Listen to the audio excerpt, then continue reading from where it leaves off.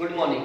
आज हम लोग चैप्टर 12 वित्तीय विवरणों का विश्लेषण एवं निर्वचन पढ़ाने जा रहे हैं, जिसको अंग्रेजी में कहते हैं analysis and interpretation of financial statement. जैसा कि आप सभी जानते हो कि फाइनेंशियल स्टेटमेंट का मतलब होता है एक ऐसा स्टेटमेंट जो वर्ष के अंत में बनाया जाता है और जो कंपनी के लाभ हानि और कंपनी के पोजीशन यानी कि स्थिति यानी कि आर्थिक चिट्ठा को बताता है।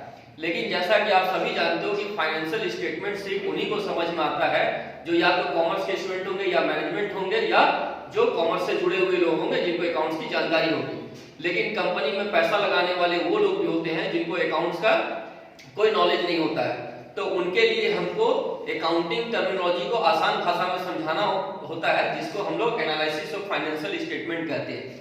एक उदाहरण के तौर पे अगर मैं कहता हूं कि किसी छात्र को या छात्रा को 10 नंबर आया है, तो 10 कितना में आया है यह सिर्फ 3 ही लोग जान पाएगा, या तो टीचर या तो स्टूडेंट या तो स्कूल मैनेजमेंट। लेकिन अगर इसी को हम प्रतिशत में व्यक्त करके बताते हैं कि इसको 100% मार्क्स आया या 90% मार्क्स आया है, तो सामने वाले को यह बताने की आवश्यकता नहीं होती कि कितना में कितना आया है, वह फिर तुरंत ही अपने आप समझ लेता है। तो 10 नंबर आया है, ये फाइनेंशियल स्टेटमेंट हो गया, डाटा हो गया। लेकिन प्रतिशत में अगर हम उसको व्यक्त करते हैं, बार डायग्राम में व्यक्त करते हैं, पाई चार्ट में व्यक्त करते हैं, तो ये होता है एनालिसिस यानी कि फाइनेंशियल स्टेटमेंट का विश्लेषण। अब विश्लेषण करने के कई तरीके हैं जिसको हम लोग टूल्स ऑफ एनालिसिस भी कहते हैं। Tools of analysis of financial statement. Financial statement आप देख रहे हो कि tools of analysis of financial statement मैंने लिखा है बोर्ड में। इसमें आपको नंबर 1 होता है कंपैरेटिव स्टेटमेंट। कंपैरेटिव स्टेटमेंट जिसको बोलते हैं तुलनागत विवरण हिंदी में। दूसरा होता है common size. Common size statement. Common size statement. तीसरा होता है रेशियो एनालिसिस, जिसको हम लोग अनुपात विश्लेषण भी हिंदी में कहते हैं। और चौथा होता है cash flow statement. Cash flow statement, ठीक है। अब रिड्यूस सिलेबस के आधार पर अगर हम कहें तो इस चैप्टर में आपको ये 2 टॉपिक दिया गया है, कंपैरेटिव स्टेटमेंट और कॉमन साइज, जिसमें से ये कॉमन साइज इनकम स्टेटमेंट को 2021 की परीक्षा के लिए हटा दिया गया है। यानी कि इस चैप्टर में वित्तीय विवरणों का विश्लेषण में आपको सिर्फ कंपैरेटिव स्टेटमेंट पढ़ना है। और विश्वास मानो कंपैरेटिव स्टेटमेंट सबसे आसान, सबसे इजी है। अगर इस चैप्टर से कोई प्रश्न आता है तो सिर्फ कंपैरेटिव स्टेटमेंट आता है, और कंपैरेटिव स्टेटमेंट में कंपैरेटिव इनकम स्टेटमेंट और कंपैरेटिव बैलेंस शीट 2 चीजें हैं। और पूरे अकाउंट्स की किताब में ये सबसे आसान टॉपिक है। फिर उसके बाद रेशियो एनालिसिस है, पढ़ना है, कैश फ्लो स्टेटमेंट पढ़ना है। कैश फ्लो स्टेटमेंट में सिर्फ और सिर्फ ऑपरेटिंग एक्टिविटीज करेंगे। तो हम लोग आज की कक्षा में कंपैरेटिव स्टेटमेंट से संबंधित आपको प्रश्नों को समझाएंगे, ठीक है। स्टूडेंट किया बोर्ड में देख रहे हो कि मैंने लिखा है कंपैरेटिव स्टेटमेंट तुलनात्मक विवरण विश्लेषण। तुलनात्मक विवरण विश्लेषण के अंतर्गत हम लोग किसी भी कंपनी के 2 वित्तीय वर्षों के आंकड़े को तुलनात्मक आधार पर विश्लेषण करते हैं। 2 अवधियों के बीच, है ना, 2 अवधियों का डाटा, 2 अवधियों का आंकड़े को हम लोग विश्लेषण करते हैं। तो इसमें हम लोग 2 चीज बनाते हैं। एक बनाते हैं comparative statement of P&L। Comparative statement, comparative statement of P&L मतलब हो गया प्रॉफिट एंड लॉस। उसमें याद रखना कि अकाउंट नहीं लगता है, क्योंकि जिसमें स्टेटमेंट लिखा गया उसमें अकाउंट नहीं लगेगा। और दूसरा होता है comparative balance sheet. Comparative balance sheet मैं आपको बताना चाहूंगा कि comparative statement of profit and loss को ही कंपैरेटिव इनकम स्टेटमेंट भी कहते हैं, ठीक है। Comparative statement of profit and loss को हम लोग कंपैरेटिव इनकम स्टेटमेंट भी कहते हैं। और दूसरा है कंपैरेटिव बैलेंस शीट। अब आपको परीक्षा में मैंने पहले बता दिया कि इस चैप्टर से सिर्फ कंपैरेटिव स्टेटमेंट आएगा, तो कंपैरेटिव स्टेटमेंट में या तो ये आएगा या तो ये आएगा, ये दोनों में सही कोई आएगा। और अगर नहीं आएगा तो एमसीक्यू आना ही आना है, ठीक है। तो सबसे पहले हम लोग comparative statement of P and L देखेंगे। हाँ देखो, जैसा कि आप सभी देख रहे हो कि बोर्ड में मैंने लिखा है comparative statement of profit and loss for the year ended 31 मार्च 2020। यहाँ पर ईयर एंडेड अगर 31 मार्च 2020 रहेगा तभी आप 2020 लिखोगे, अगर 19 रहेगा तो 19 लिखोगे, जो रहेगा जो लिखोगे। उसके बाद इस कॉलम आपको फॉर्मेट ड्रॉ करना है। अपने दाहिने हाथ से 5 कॉलम ड्रॉ करना है, 1 2 3 4 5, टोटल आपको 5 कॉलम ड्रॉ करना है और पार्टिकुलर्स मिला के 6 कॉलम हो जाएगा, ठीक है। आप पार्टिकुलर्स ड्रॉ किए, उसके बाद नोट नंबर, यहाँ पर आपको प्रीवियस ईयर लिखना है। प्रीवियस ईयर अगर 16-17 है 16 लिखोगे, अगर 17 है 17, जो लिखेगा वो रहेगा। उसके बाद एब्सोल्यूट चेंज, मैंने यहाँ पर लिखा है ABSOLUTE एब्सोल्यूट चेंज, और लास्ट कॉलम है परसेंटेज चेंज। अब आपको मैं समझा दूं कि revenue comparative statement of profit and loss बनाने के लिए ये सबसे जरूरी है कि आपको ये फॉर्मेट याद रहे, क्योंकि कोई जरूरी नहीं है कि प्रश्न जो है इसी फॉर्मेट पर हो, लेकिन जो आपको सॉल्यूशन बनाना होगा इसी फॉर्मेट के अकॉर्डिंगली आपको अरेंज करके फिर आपको बनाना पड़ेगा, मतलब इसी फॉर्मेट पे आपको सजाना पड़ेगा। अब रेवेन्यू फ्रॉम ऑपरेशन, सबसे पहला आइटम लिखोगे। रेवेन्यू फ्रॉम ऑपरेशन का मतलब होता है नेट सेल्स, जो हम लोग पहले नेट सेल्स बोलते थे उसको अकाउंटिंग में हम लोग रेवेन्यू फ्रॉम ऑपरेशन बोलते हैं। उसके बाद है अदर इनकम। अदर इनकम में जो भी नॉन ऑपरेटिंग इनकम होता है उसको हम लोग इसमें ऐड कर देते हैं। टोटल रेवेन्यू मतलब ये और ये ऐड करके जो आएगा उसको टोटल रेवेन्यू कहेंगे। लेस एक्सपेंसेस, अब आप एक्सपेंसेस में देख रहे हो कि 1 आइटम 2 आइटम 3 आइटम 4 आइटम 5 6 7 है। ये 7 को आपको लर्न रखना है। पहला है कॉस्ट ऑफ मटेरियल्स कंज्यूम, दूसरा है purchase of stock in trade, तीसरा है चेंजेस इन इन्वेंटरी। अब ये इन्वेंटरीज का मतलब फिनिश गुड्स भी हो सकता है, वर्क इन प्रोग्रेस भी हो सकता है, या सेमी फिनिश गुड्स भी हो सकता है, तीनों में से कोई भी चेंजेस। उसके बाद है एम्प्लॉइज बेनिफिट एक्सपेंस, मतलब एम्प्लॉय के बेनिफिट के लिए जैसे हम वेजेज, सैलरी, बोनस जो भी देते हैं एम्प्लॉय को, वो सारा इसमें आ जाएगा।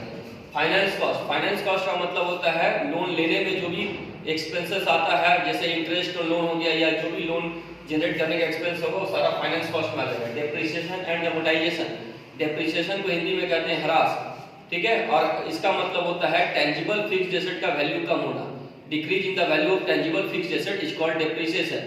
और अगर इनटेंजिबल एसेट जैसे अमूर्त संपत्तियां, गुडविल जिसको ख्याति भी कहते हैं, उसका वैल्यू अगर डिक्रीज करेगा तो उसको अमोर्टाइजेशन कहेंगे। और फिर अदर एक्सपेंसेस, ये सारा एक्सपेंसेस को जोड़ के टोटल एक्सपेंसेस आएगा। और आप देख रहे हो कि उसके बाद मैंने लिखा है प्रॉफिट बिफोर टैक्स। ये जो प्रॉफिट बिफोर टैक्स है ये नंबर 3 में से आपको 4 माइनस करना है। ये 3 में से 4 माइनस करोगे तो आ जाएगा प्रॉफिट बिफोर टैक्स। उसमें फिर लेस करना है tax paid, tax paid minus करने के बाद आ जाएगा प्रॉफिट आफ्टर टैक्स, ठीक। और अगर आप चाहते हो कि इस प्रश्न से, इस चैप्टर से आपको 4 नंबर का क्वेश्चन आता है, 3 नंबर 4 नंबर का, और 3 में 3 आपको आ जाए या जितने भी मार्क्स का आ जाए, तो इसके लिए फॉर्मेट आपको जरूर याद रखना होगा, क्योंकि कोई जरूरी है कि जो प्रश्न होगा वो इसी सीक्वेंस में हो। आपको सीक्वेंस ऊपर नीचे होगा, लेकिन आपको अगर मोटा मोटी ये फॉर्मेट लर्न रहेगा तो क्वेश्चन बन जाएगा। स्टॉप। हाँ, तो अभी मैंने आप लोगों को बताया था कि कंपैरेटिव स्टेटमेंट हम लोग करा रहे हैं, जिसमें पहला टॉपिक है comparative statement of profit and loss, जिसको हम लोग कंपैरेटिव इनकम स्टेटमेंट भी कहते हैं। इसका एक प्रश्न हम लोग ले रहे हैं। आप लोग देखोगे कि एक हम क्वेश्चन लिए हैं जिसमें रेवेन्यू फ्रॉम ऑपरेशन है, अदर इनकम है और एक्सपेंसेस है। आप रेवेन्यू फ्रॉम ऑपरेशन देखोगे कि 31 मार्च 2018 और 31 मार्च 2017 दिया हुआ है, ये 10 लाख है और ये 5 लाख है। उसके बाद अदर इनकम है। अदर इनकम आपको अमाउंट नहीं दिया हुआ, लेकिन परसेंटेज में है। परसेंटेज क्या लिख रहा है? Percentage with revenue from operation 12%, 10%। और एक्सपेंसेस भी कह रहा है percentage of revenue from operation 50% और 40%। अब जब आप प्रश्न बनाने बैठोगे तो आपको सबसे पहले ध्यान देना है कि पार्टिकुलर्स के साथ 5 कॉलम ड्रॉ होना चाहिए। नोट नंबर, भले इसमें हम कुछ नहीं लिखेंगे, लेकिन आपको ये बनाना है। फिर ईयर लिखना है। अब ईयर ध्यान देना कि पहले प्रीवियस ईयर लिखोगे फिर करंट ईयर लिखोगे। क्वेश्चन में, प्रश्न में आप देखोगे कि पहले आपको करंट ईयर लिखा हुआ मिलेगा, फिर प्रीवियस ईयर लिखा हुआ मिलेगा। लेकिन जब आप सॉल्यूशन तैयार करोगे तो पहले प्रीवियस ईयर लिखना है, फिर करंट ईयर लिखना है। उसके बाद यहाँ देख रहे हो मैंने लिखा है एब्सोल्यूट चेंज। एब्सोल्यूट चेंज मतलब हो गया इन दोनों का अंतर को यहाँ लिखना है। और फिर परसेंटेज चेंज, परसेंटेज चेंज। अगर हम तुमको समझाने के लिए इसका नाम ए दे दे, इसका नाम बी दे दे, तो आपको क्या करना है, एब्सोल्यूट चेंज में बी माइनस ए करना है, ए माइनस बी नहीं करना। क्या करना है, मतलब करंट ईयर में से प्रीवियस ईयर घटाना है या देखना है कि इससे कितना बढ़ा या कितना घटा। और परसेंटेज चेंज का मतलब हुआ अगर हम इसका नाम सपोज करो सी दे दे, तो ये आपको सी बटा ए इंटू 100 होगा।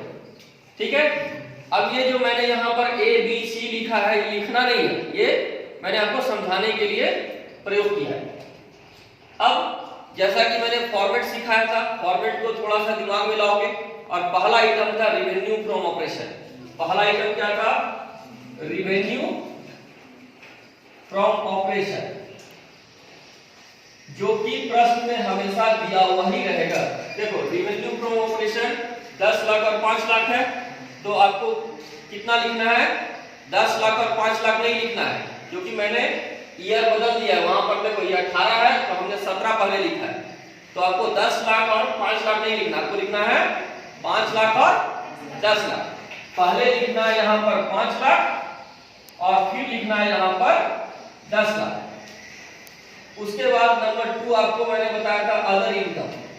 अदर इनकम, तो अदर इनकम देखो लिख रहा है, इसको भी आप पढ़ते समय 12% 10% नहीं पढ़ना, इसको पढ़ना 10% और पहले पढ़ना 10%, तब तुम इसका 10% निकाल सकते हो। 5 लाख का 10% हो गया 50,000 और इसका 12% हो गया 1,20,000।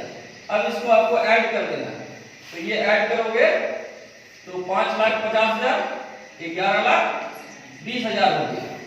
इसमें इसको लिख देना है टोटल रिवेन्यू। टोटल रिवेन्यू ये नंबर हो गया 3, ये नंबर हो गया 3। रिवेन्यू में फिर इसको आपको क्लोज करना है, लेकिन ध्यान रखोगे कि टोटल रिवेन्यू क्लोज करने से पहले देखना कि एक्सपेंसेस का एक आइटम है कि 2 आइटम है। तो यहां पर देखो एक्सपेंसेस खाली एक आइटम है, तो क्लोज मत करना। ठीक है, तो 4th नंबर लिखना, 4th नंबर एक्सपेंसेस। मैं फिर बता रहा हूं कि एक्सपेंसेस लिखने से पहले इसको क्लोज करना है कि नहीं करना है, ये डिपेंड करेगा कि एक्सपेंसेस का एक आइटम है या एक से ज्यादा है। अगर एक से ज्यादा है तो इसको क्लोज करेंगे और एक आइटम होगा तो क्लोज नहीं करेंगे। तो एक्सपेंसेस देखो 40% 50%, तो 40% निकालना है रिवेन्यू फ्रॉम ऑपरेशन का ही। तो 5 लाख का 40% हो जाएगा कितना, 5 लाख का 10% होता है 50,000, तो 40% हो जाएगा 2 लाख। तो यहाँ पर आपको लिखना है 2 लाख और 10 लाख का 50% हो जाएगा 5 लाख। ठीक है, अब जैसा कि बताया गया कि एक्सपेंसेस को घटाना है, तो घटाएंगे तो 3,50,000 आ जाएगा और यहाँ पर 11 से 5 या 6,20,000 आ जाएगा। ये घटाने के बाद जो अमाउंट आएगा इसको मैंने बताया था प्रॉफिट बिफोर टैक्स लिखने के लिए, प्रॉफिट बिफोर टैक्स। ठीक है, अब देखो प्रश्न में टैक्स नहीं दिया हुआ है, अगर टैक्स दिया रहता तो हम लोग लेस टैक्स लिखते और फिर जो घटाने के बाद आता उसको बोलते प्रॉफिट आफ्टर टैक्स। अगर टैक्स नहीं दिया हुआ है तो फिर प्रॉफिट बिफोर टैक्स यहाँ लिखने का जरूरत नहीं है, प्रॉफिट फॉर द ईयर लिखो, प्रॉफिट फॉर द ईयर। इसको फिर हम लोग डबल लाइन से क्लोज कर देंगे। अब फाइनली आप देखो एब्सोल्यूट चेंज क्या बोले कि दोनों का अंतर, मतलब करंट ईयर में से प्रीवियस ईयर घटा दो, या नहीं तो दूसरा तरीका है कि आप इससे देखो कि कितना बढ़ रहा है। 5 लाख से 10 लाख तो कितना बढ़ा, 5 लाख।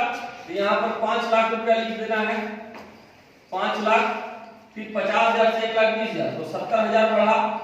यहाँ पर 5,50,000 से 11,20,000 तो 12 में से 5 गया 7, तो ये 5,70,000 आ गया। फिर 2 लाख से 5 लाख तो ये 3 लाख बढ़ गया और यहाँ 3,50,000 से 6,20,000 तो 2,70,000 आ गया। ठीक है, हम उम्मीद करते हैं कि ये लाइन आपको समझ में आ गया होगा। अब हम लोग फाइनल आ गए कि यहाँ पर परसेंटेज निकालना है। तो तुमको बताए थे कि C बटा A मतलब 5 लाख बटा 5 लाख इंटू 100। तो 5 लाख बटा 5 लाख में 100 करोगे ये 100% आ जाएगा। तो प्रतिशत नहीं लिखना है, खाली 100। उसी तरह से 70,000 बटा 50,000, ठीक है, 70,000 बटा 50,000 गुना 100। तो 50 गुनी 100, 70 गुनी 140% आ जाएगा। तो यहाँ पर हम लोग 140 लिख देंगे, ठीक है। उसी तरह से 5,70,000 बटा 5,50,000, 5,70,000 बटा 5,50,000 गुना 100। फिर इसको काटेंगे,